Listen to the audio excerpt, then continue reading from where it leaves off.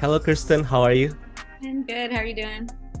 I'm good. I'm Ryan from Breakdown Channel Universe Indonesia. It's good to see you. And I just watched Marvel Studios I Am Groot Season 2 and it was fun. It was awesome. So I want to start this interview from the very beginning when this idea of I Am Groot came up to you and your team. What's the story behind the creation of I Am Groot?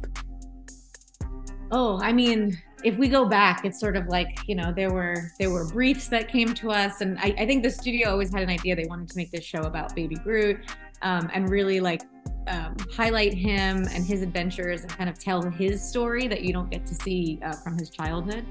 And they also thought it was important to kind of like introduce him to a few other additional characters that are kind of in his orbit that help his personality emerge.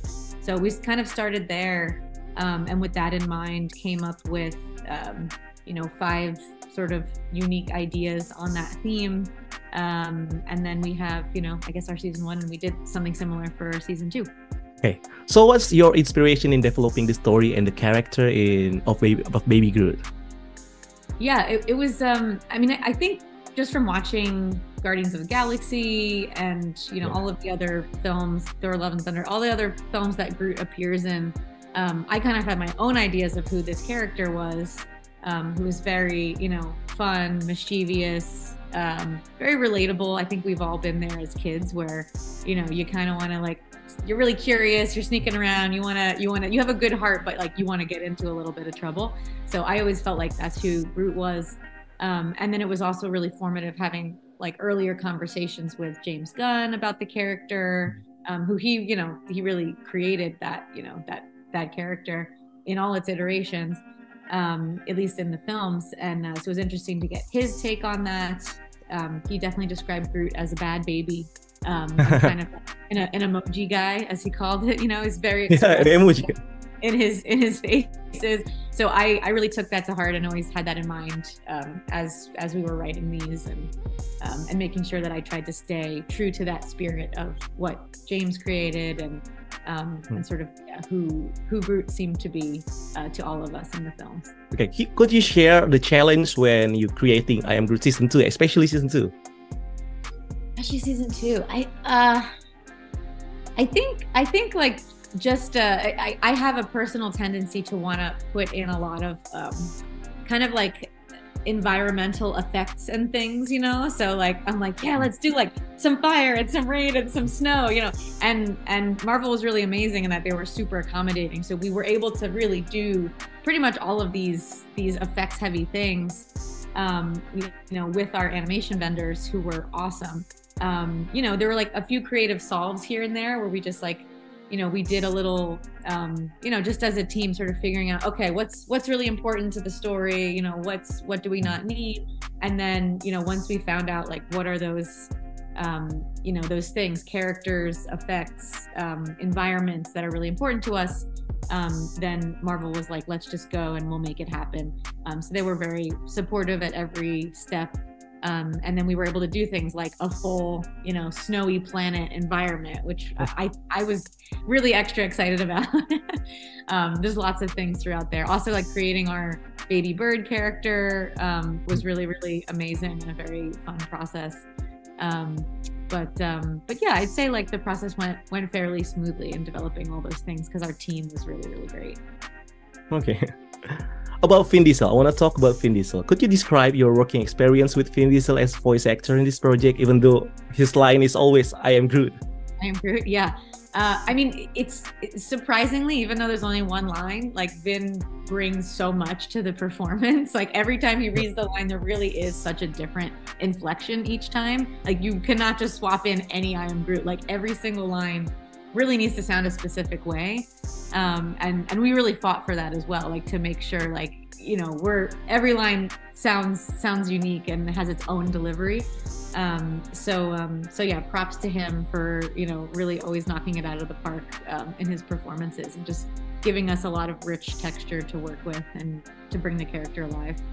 Okay, I read that you're using photorealistic animation style for this project. I was wondering, what is the uniqueness of this animation style compared to other style you did before?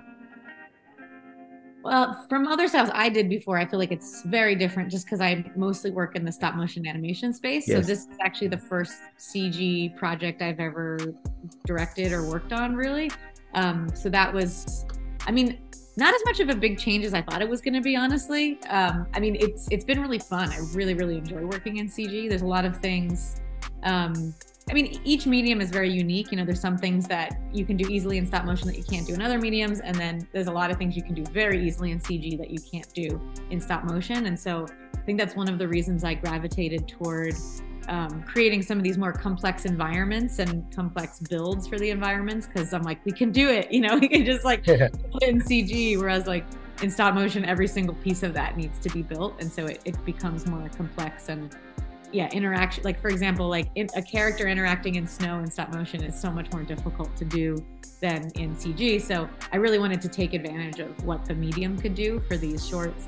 And in style wise, it's really supposed to look like it's plucked straight out of the world of Guardians of the Galaxy. So it's supposed to look pretty hyper real. And I feel like that's a lot of fun because it just sort of enhances the realism of Groot as a character. So you kind of believe that he is just kind of walking amongst us, you know, and along with the humans. I feel like the CG realistic medium really sells that. Okay, I know you love Baby Groot so much, but seeing him growing up so big in Guardians of the Galaxy Volume 3, what do you feel when you're seeing Groot in that movie? He definitely has grown up. He's definitely pretty beefy and chunky. Yes. I think the great thing about Groot is he's like everyone who's worked with the character has found a way to kind of create something unique in every iteration of it, and I really appreciate that he doesn't just look like the same first Groot, you know, because he's a different Groot, you know. He was like created from sort of like this cutting, you know, of the first plant. So he is a different guy, so it makes sense that he would grow up and look different. But yeah, I appreciate the diversity of all the Groots. I think it's a lot of fun that everyone's doing something different. Could you please share what makes I Am Groot Season 2 so special for you? I just feel like we were already in the groove. Like after doing season 1, I feel like we really found our rhythm. And so season 2 was just so fun. You know, I feel like we kind of figured out, we worked out our kinks from season 1. And it was pretty smooth sailing. We just got to come up with these episodes that were really wild and out there and goofy and just like play, you know, in that sandbox. So it was a great time. The crew is amazing. Yeah, it was like pure fun. Had a great time working on it. Okay, final question. Is there any plan for season 3?